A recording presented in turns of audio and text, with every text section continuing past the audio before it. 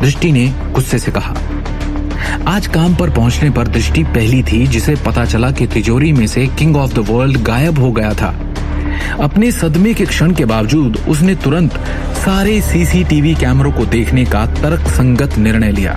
हालांकि उसने पाया कि कंपनी के सभी सीसीटीवी कैमरास पिछली रात को जानबूझकर बंद कर दिए गए थे। इसके अलावा बिजली के कमरे में से बिजली के तार भी कुछ समय के लिए काट दिए गए थे। ऐसा लग रहा था जैसे किसी ने इस डकैती की योजना पहले से ही बना ली हो। लेकिन किसने? आखिर किसने पहले से ही योजना बनाकर किंग ऑफ द वर्ल्ड को गायब किया होगा?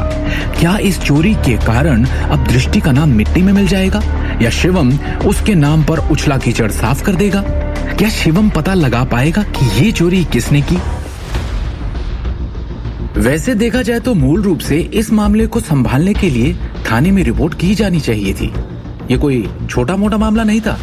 नारंग एम्पायर के टावर, जहां की सिक्योरिटी सबसे ज्यादा टाइट मानी जाती है और जहां एक परिंदे का भी पर मार पाना मुश्किल है, वहां से लाखों का finished jewellery product king of the world चोरी हो गया।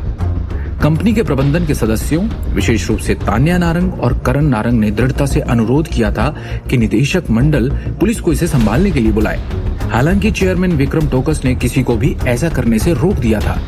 उन्होंने दावा किया कि उन्हें इसे सार्वजनिक रूप से प्रचारित नहीं करना चाहिए और अस्थायी रूप से कंपनी के भीतर आंतरिक जांच करनी चाहिए। आखिरकार दृष्टि नारंग इस मामले में सबसे ज्यादा इन्वॉल्व थी और उस प्रोडक्ट की मेन प्रबंधक भी। जितना बड़ा हंगामा होगा, उसकी प्रतिष्ठा उतनी ही खराब होगी। अगर परियोजना के साथ ऐसा कुछ हुआ जिसकी इंचार्ज दृष्टि नारंग थी, तो अध्यक्ष विक्रम में भी हिम्मत नहीं थी कि वो स्थिति की जिम्मेदारी ले लें। मुख्य निदेशक दृष्टि नारंग वास्तव में प्रभावशाली हैं। क्या वो हम पर दबाव बनाने के लिए अपनी स्थिति का उपयोग करने की कोशिश कर रही है? करण ने अजीब स्वर में कहा, लेकिन उसका चेहरा गर्व से भरा था। दृष्टि नारंग, तुम कंपनी में अपनी वर्तमान स्थिति को बेहतर ढंग से समझती हो, करण ने हंसते हुए कहा। तुम केवल एक एक्टिंग मुख्य डिजाइन अधिकारी हो। King of the world project की दुनिया को सफलतापूर्वक पूरा करने और गहनों की प्रदर्शनी से गुजरने के बाद ही तुम उस स्थिति को मजबूती से प्राप्त कर सकती हो, करण नारंग ने आक्रामक रूप से कहा। लेकिन वर्तमान स्थिति को देखें तो न केवल तुम king of the world project को सफलतापूर्वक पूरा करने में विफल रही, बल्कि तुमने दुर्लभ गहने भी खो दिए जिनकी कीमत लाखों से भी अधिक थी। इसके अलावा गहनों की प्रदर्शनी कल आयोजित होने जा रही है, जिसका मुख्य आकर्षण वही किंग ऑफ द वर्ल्ड था। इतनी बड़ी लापरवाही का इस कंपनी को कैसे स्पष्टीकरण दोगी तुम, दृष्टि? क्या तुमने सच में सोचा था कि तुम मुख्य डिजाइन अधिकारी की स्थिति को इतनी आसानी से सुरक्षित कर सकती हो? दृष्टि ने अपने होठों को कसकर काटा, लेकिन चाहकर भी करण की बात का खंडन नहीं कर सकी। ऊपरी तौर पे वो मजबूत दिख रही थी, लेकिन उसकी आंखों में दर्द छिपा था। वो हमेशा एक छोटी कर्मचारी रही है और अपने लक्ष्य तक पहुंचने के लिए उसने बहुत मेहनत की है। अपनी प्रेरणा और रचनात्मकता के माध्यम से उसने अंततः कंपनी के उच्च अधिकारी के रूप में पहचान प्राप्त की और उसे एक्टिंग निदेशक के रूप में पदोन्नत किया गया। आखिरकार उसे अपने पैरों पर खड़ा होने का और खुद के लिए एक नाम बनाने का मौका मिला। इन पिछले दिनों और रातों की कड़ी मेहनत करने के बाद उसने आखिरकार अपना पहला उत्पाद पूरा कर लिया था। लेकिन जिस काम में उसने अपना सारा खून, पसीना और आंसू बहाए थे, वो कल प्रकाशित होने वाली थी और ठीक उसके पहले किसी ने उसकी चोरी कर ली। अंत में कंपनी के अन्य अधिकारियों द्वारा उसकी आलोचना भी की गई और उस पर झूठा आरोप भी लगाया गया। उसके दिल में इस तरह की पीड़ा को बता पाना नामुमकिन था। इसे सबसे असहनीय चीज भी माना जा सकता है जिसका सामना दृष्टि नारंग ने अपने जीवन में किया था। इसके अलावा उसके पास शिकायत करने के लिए कुछ और नहीं था और वो केवल इन अधिकारियों के अनुचित आरोपों को बस सहन ही कर सकती थी। दृष्टि, मुझे ऐसा क्यों लग रहा है कि शायद वो तुम ही थी जिसने पिछले साल गुप्त रूप से कुछ सामग्रियों को काट दिया और अनुसंधान और विकास परियोजना के दौरान घटिया उत्पाद बनाने लगे थे।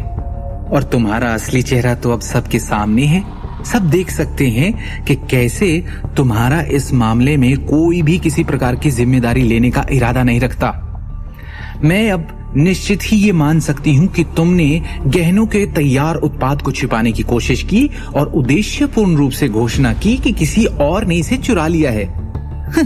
आखिरकार तुम्हारे और तुम्हारे इस नाकारा पति के अलावा किसी और ने किंग ऑफ द वर्ल्ड के वास्तविक अंतिम उत्पाद को नहीं देखा था। तान्या अचानक अपनी सीट से उठ खड़ी हुई और एक ठंडी मुस्कान के साथ कहा, ऐसा लग रहा था कि वो जंगली अनुमान लगाने में शामिल होना चाहती थी और उसने अपने इरादों को छिपाने की कोशिश भी नहीं की। अपनी बकवास बंद करो तान्या, मैंने अपने काम के लिए एक बार भी कोई कोना नहीं काटा है। गहनों का एक टुकड़ा भी पूर्णता के साथ बनाया गया था, दृष्टि ने गुस्से में कहा। वो कंपनी के प्रबंधन से संदेह और आलोचना सहन कर सकती थी, लेकिन वो एक ऐसे व्यक्ति के रूप में जिसने सबसे अच्छे गहने डिजाइन करने का प्रयास किया, अपने काम का अपमान नहीं सहन कर सकी। कितनी मजेदार बात है, तान्या ने मजाक करना जारी रखा। तुम अभी भी ये दावा करने की हिम्मत रखती हो कि तुम्हारी रचनाएं परिपूर्ण हैं। तुम्हें अभी भी ये सोचना चाहिए कि तुम्हारी रचनाएं मेरी जितनी अच्छी नहीं है ना? क्या इस चोरी के कारण अब दृष्टि का नाम मिट्टी में मिल जाएगा या शिवम उसके नाम पर उछला कीचड़ साफ कर देगा?